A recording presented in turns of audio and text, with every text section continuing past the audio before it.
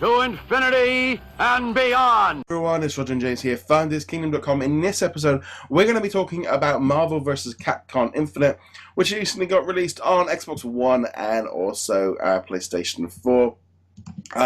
This one here is sort of straight back into the Marvel Capcom. We've been talking about this game for a while, but now it's finally out. Loads of characters from the Capcom games, but also Marvel. And I'm going to be honest, I have been playing a lot of this. I have gone through the arcade mode, I've gone through the main story mode, I've been playing some online matches, having a lot of fun playing it. I think it's a major, I think it is an improvement over Marvel vs. Capcom 3. I prefer the tag team system. I prefer having just two characters to flip between. Matches seem to go on a little bit longer. I'm not the speed of them. You can feel like you've definitely got that difference in the characters between the big heavy hitters and the lightweight ones. So that I have been having a lot of fun with it. But what's been your general thoughts on it? Yeah, so I got a review copy kind of out of the blue. I wasn't expecting it, so I wasn't actually going to be able to talk about it. But I've also been playing through the arcade mode. I played through the story mode. Tried to do some of the character missions, but man, those were tough. Mechanics-wise, it's a good game. It's obviously, there's been a lot of love and care put into making sure that most of the characters are fairly well balanced. If you're a Street Fighter fan or you're an old school Marvel vs. Capcom fan, I think there's going to be a lot to like here. Most of my complaints are going to be cosmetic. There's stuff that we've talked about previously. Like, I don't like the art direction that they took. Like, I feel like, especially the Marvel characters, they have little tiny heads with giant chests and shoulders. The only one that really bugged me was Captain America. He looks a little bit like he's like this. I mean, I feel like you could land a helicarrier on his chest. It's huge. He's got like no head. The graphic style is a bit odd. It is a bit odd. I also noticed that design for myself with Captain Marvel. I felt like she had kind of a weird design. Thor was just out there, but whatever. He's a god. You can kind of write that one off. A couple others as well. But that aside, it's still a very pretty game. There's so many special effects going off, and they're all sorts of different colors. It's like, I'm not sure if this applies in England or not, but here in the grocery stores, we can get like cupcakes by the dozen, and they're just loaded with food coloring. Yeah, we're not quite so popular on that. Yeah, but you go to the grocery store, especially some of the higher end ones like Wegmans or whatever, and the cupcakes and the pastries and stuff are just like bright greens and purples and yellows and stuff. So you're saying Marvel vs. Capcom, it's a nice big bright colourful cupcake. Yeah, that someone threw up on the screen, and I mean that in like all senses of the word "throw up." I mean, I think the backgrounds look really good. I think the backgrounds. There was this one where I think you're at Wakanda or whatever they renamed it, and you could see the alien attacking in the background while you're fighting, and I thought that worked very, very well. The only thing that really got me annoyed was right on the Monday. I had pre-ordered it from Amazon because there was a special offer. I logged in to check on the dispatch. No, out of stock. It's like, whoa, what do you mean out of stock? It's out tomorrow. I want to play it tomorrow. So, cancelled that. Then digitally pre-ordered the whole deluxe edition. So I went from the £35 basic version to the £80 deluxe version like that. Because I was just like, I want it tonight. I want to play it. So it was downloaded. But yeah, so I've got the full deluxe digital version with all the season pass and all the rest of it and different costumes and stuff. Because this is a game I think this is going to be around for a while. I think the competitive esport mode is going to continue to bring us new characters. Because they noticed the way they said like the 2017 character pack includes Venom, Winter Soldier, Black Widow, Stigma, and Black Panther and Monster Hunter. 2017 character pack. It's the same thing they did with Street Fighter. I think this game is going to be a live service game for a couple of years, and it's going to be a game I'm going to be keeping jumping back into depending on these new characters. For me, having played through the story mode, which just made no sense at all. It was random. It was bonkers. Made no sense. It was bonkers. It was it felt a little bit like, why are you doing this? You've got such an amazing franchise of Marvel characters, and why are you doing all this weird stuff that really just, and everyone's talking to each other like they all know each other, and it's like, this shouldn't make, you've just had the universes collide. Why, you're all best friends within, like, the second they walk into each other. Yeah, it's like, oh, hey, Mega Man, I'm your best friend with Captain America now. I'm going to throw your shield and stuff. Yeah. It's like, okay, that doesn't make sense. Now, in fairness, I do have to give them a little bit of credit for the way that they combine some of the bad guys in the game. And I'm not talking necessarily about, like, Ultron Sigma or whatever, but, early in the story mode, you fight up against some basically Resident Evil characters that are infected with venom suits, which is like, all right, that's actually really cool. And having AIM and the Umbrella Corporation kind of merging into AIM Umbrella or whatever their name was, I was like, that's pretty cool. And honestly, I would be terrified, because those are like two of the most evil organizations in their respective catalogs. So I give them credit for that. But yeah, the actual narrative makes no sense at all. No. None. Yeah, it was that kind of thing of like playing for. I mean, it took I'm trying to think 4+ hours to get through. I thought like the story mode was actually, considering Marvel. I remember getting Marvel vs. Capcom 3 and being so disappointed that I plowed through the arcade mode in like 15 minutes, and it was like, is that it? Is that my single player? That's all I'm done now. So for me, I felt like this was a massive improvement, because I like that story mode. It's what they were missing from Street Fighter V, and they got a lot of complaints. And I think because the Injustice games have done it so well, but even they went a bit bonkers. They couldn't quite do it normal. They had to do something odd to it. Well, they kind of screwed up Injustice 2 a little bit, because Injustice 1 had a comic book series that tied in, and a number of characters got killed off in the comic series, and guys that you would have wanted to use were no longer available. And and they had to work around that. They wrote themselves into a corner, but nothing like this. No. This doesn't make sense on even a fundamental level. But speaking from a single-player perspective, not only do you have the story mode, but you've got the various arcade modes with all of the characters, and most of those don't make any sense either. But the point is that they're options. There's a lot you can do as a single-player gamer. Maybe you don't enjoy multiplayer, or you don't want to venture onto the internet. You don't have Xbox Live Gold. You'll still get quite a bit out of this game. Yeah, I was impressed with how much there was single player wise. The trouble is, this is going to be a multiplayer experience for years to come.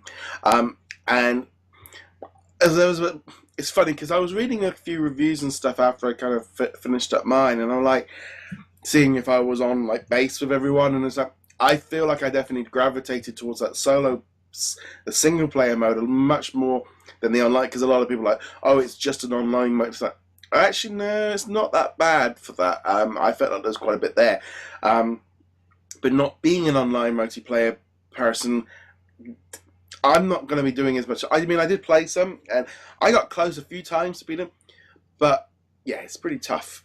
Unlike in real life, when you lose 2-3 times, the computer goes, whoa, whoa, whoa.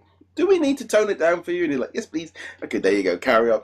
Real life doesn't work. No. Although, from what I've heard, I only played a handful of games online too, because my experience is generally, how fast can I get beaten by these random people? What I've heard from sources that I trust is that the longer you play, the better it gets at matching you up with people of the same skill level, which is good, because nobody wants to just get beat up. No, and also nobody wants to just kind of roll over the competition looking from the other side of the coin. No. It's not fun if there's no challenge, and it's not fun if there's too much challenge. So, I must admit, the matches I were, we were down to, both of us down to the wire. I mean, we were like, that kind of just slobber knocking at each other, just like, it could have gone either way. This always brings me back to when I was playing the original games, was, I was playing them online, playing them co-ops. So I think at least nowadays that the games offer so much more than they did originally because of the matched online. Because if your friend wasn't over, you could only play for that arcade mode so many times. So I just think I think it's a real solid game. It definitely feels like it got swept under the radar. I don't know if it's interesting because I was listening to the kind of funny Daily Show and they were talking. They didn't really talk about it for the first few days, and then Greg started playing it, and it was like. And they was right. There was just this fundamental, just like a big game's out this week, but everyone's distracted with Destiny, and I don't know. It was just an odd thing. Yeah, which I will be this week. The release window is definitely weird.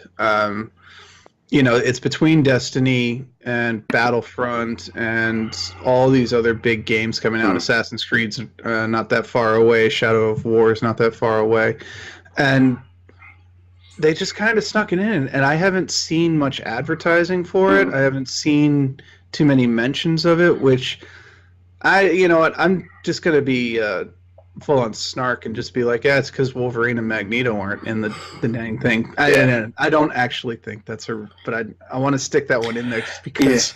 Yeah. Everyone, it's like that thing. Everyone has to mention it, but it's like. It doesn't bother me. It doesn't. I think I've got so used to the concept that they are not in anything new that it's like I know why. So it's just we know why. The only reason I throw it in there is because of the reason that they gave for why. Why they're not. It's like nobody cares about the X-Men. It's like. Yeah, good luck with that argument. Honestly, if they really hadn't addressed the point, I think most people would just assume that at some point down the road, these characters would show up as DLC. And if they never did, then it would just become a moot point. Yeah, but because they went out of the way and it's because nobody knows who the X-Men are. Now people are like, no, I got to poke you with this one. No, I still think Wolverine's going to be a DLC character anyway. They get those extra sales. I just feel like as a whole... it's a very solid game. But it's that problem of now I've done the single player stuff. I'm probably going to be shifting over to something else because that's how I roll with like story player stuff. But at the same time, I can drop back in and play the match content and play the different characters and stuff. But I did the same thing with Injustice. Of just like I played through the main story, and then I moved on. I didn't jump on any further and. So on that essence, if I look at like the story mode to what I paid for the digital version to that, hour for hour, I would have got a lot more out of Zelda or something like that. But this is such a different style of game. It's a fighting game is so different to racing and and shooting and all the rest of it. It's nice to have mix, and I think it is solid. It's not perfect. Oh no, it's nowhere near perfect. But I think for the experience that the fans of this series are looking for, it will fit in that perfectly. If you're a veteran Marvel vs. Capcom player 1, 2, 3 or Marvel what was it? The Gems, the Infinity Gems game, or even all the way back to X-Men Children of the Atom. This is a good successor to any of those series. If you're making the jump over from Street Fighter, maybe just stick with Street Fighter if you're already playing 5. But it's a very well put together, very well put together game. For myself personally, the gear system in Injustice 2 is what keeps getting me back into that game. And this doesn't have that. It does have a couple of unlocks. You can unlock pre-designated alternate colors, and some of them you have to wonder what kind of acid the guy was on when they picked these color schemes. You're just like, those colors don't exist naturally together in nature. What is going on here? Yeah, I mean, see, actually for me that's the exact opposite, because Injustice did the exact opposite thing of like, not interested in all this rubbish. I don't want anything to do with this. I want Batman. That's it. So for me, Marvel vs. Capcom gets a thumbs up because it hasn't gone there. Their way of their microtransaction is going to be characters. Buy the characters, buy more characters and stuff.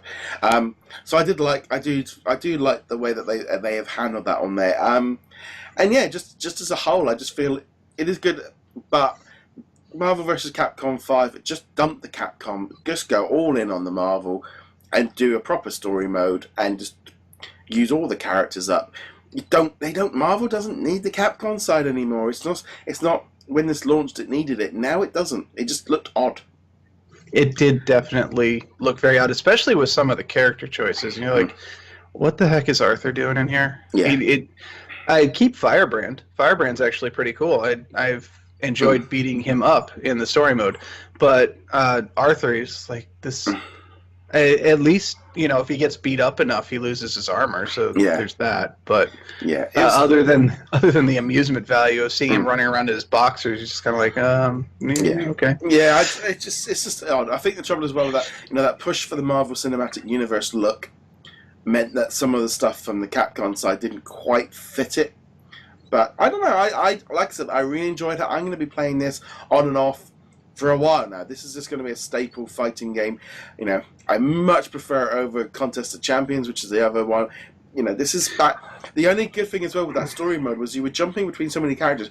You couldn't learn the moves. You couldn't learn all the specials because you didn't know who you were playing there. So I did feel like the story mode made you button mash a bit, but also you had to experience everyone. You couldn't just play as your favorite. But there was the advantage. Some players might not see it as an advantage, but they had the option where I think it's the X button could do automatic combos for newbies such as myself or people who don't want to necessarily take the time to learn every single character. It is a little bit cheap. It is a little bit of a quick way to get through the story mode. You won't learn the characters, but you'll experience the story such as it is, and it works just fine.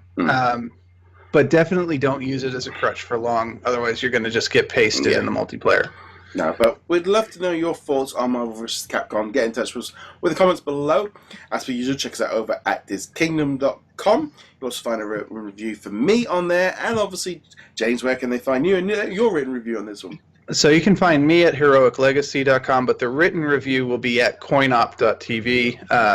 Special thanks to Rob for getting me the review code. Yes. On that note, guys, thank you very much for watching. See you guys soon. Laters. Later.